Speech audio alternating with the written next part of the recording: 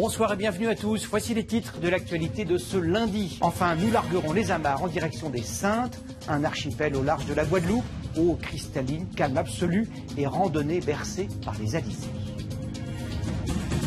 C'est un petit archipel découvert par Christophe Colomb en 1493, le jour de la Toussaint. Situé au large de la Guadeloupe, les Saintes accueillent 300 000 touristes chaque année. Marie Tricot et Alvin Courcy ont amarré leur frêle esquif dans l'une des plus belles rades du monde.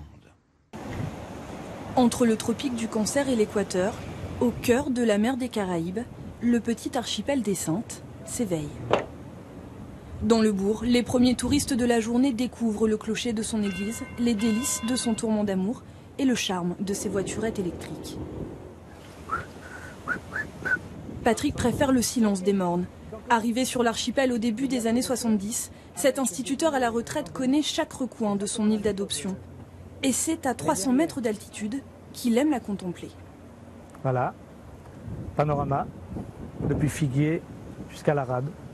C'est magnifique. Il n'y a rien à dire. Une beauté volcanique que la France et l'Angleterre se sont disputées pendant 3 siècles.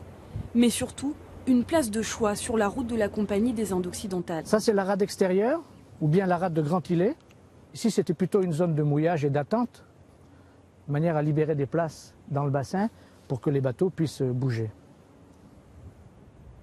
En grimpant jusqu'à l'ancienne Vigie, les fortifications se font toujours face. Île de Bagnères, les Saintes ont accueilli des générations de condamnés qui ont bâti l'héritage militaire avant de rejoindre leur ultime prison guyanaise. On a un réseau de fortifications avec la tour du Chameau, le fort Joséphine, le fort Napoléon et une vingtaine de batteries disposées sur le littoral. Terre de Haut était vraiment imprenable.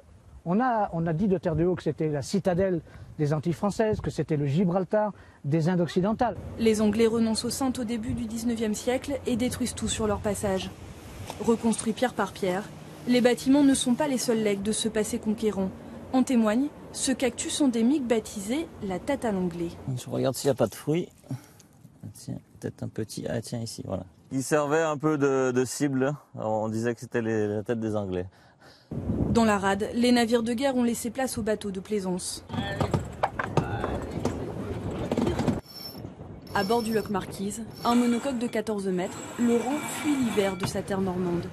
Très bien, belle manœuvre. Pour l'instant, nous sommes premiers de cette régate magnifique du dimanche matin. Depuis 10 ans, il propose aux voyageurs de traverser la baie jusqu'aux îles voisines de Marie-Galante et de la Désirade. Je suis un fan de plongée et les fonds sont super. La navigation est quand même très agréable. À son bord ce matin, 2 couples de marins rompus au vent de la Caraïbe. Ils ont accosté sur toutes les îles des Antilles, mais la douceur des alizés les ramène inlassablement ici, aux Saintes. On s'arrête 4, 5, 6 jours, on repart vers le nord.